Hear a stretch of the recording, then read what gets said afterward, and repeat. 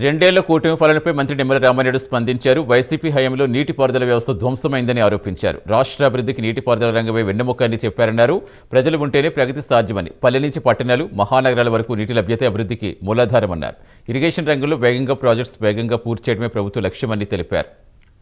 లేకపోవడంతో ఒక పించా గాని ఒక అన్నమయ్య ఈ ప్రాజెక్టులే మనందరికీ ఒక భరోసా.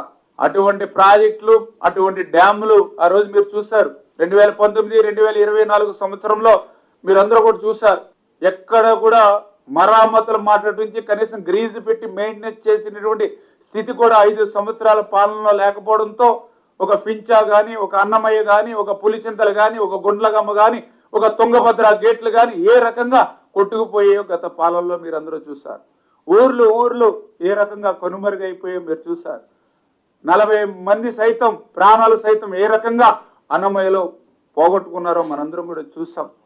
అటువంటి డ్యాములకి భద్రత లేకుండా పోతే, అటువంటి డ్యాముల వల్ల భరోసా లేకుండా పోతే గత 5 సంవత్సరాల పాలన కనీసం ఆ డ్యాముల భద్రత మీద కన్నెత్తి చూడనిటువంటి పరిస్థితి.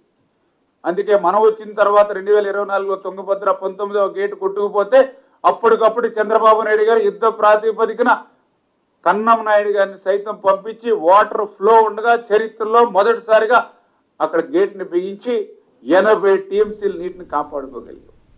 ఆ రకంగా తుంగభద్రకు సంబంధించి ఒక్క గేటునే కాదు, మొన్ననే 3 రాష్ట్రాల ముఖ్యమంత్రి, కేంద్ర జలశక్తి మంత్రితోటి తుంగభద్రకు సంబంధించినటువంటి 33 కొత్త గేట్లను కూడా ఈ ప్రభుత్వం 61 కోట్లతో పెట్టి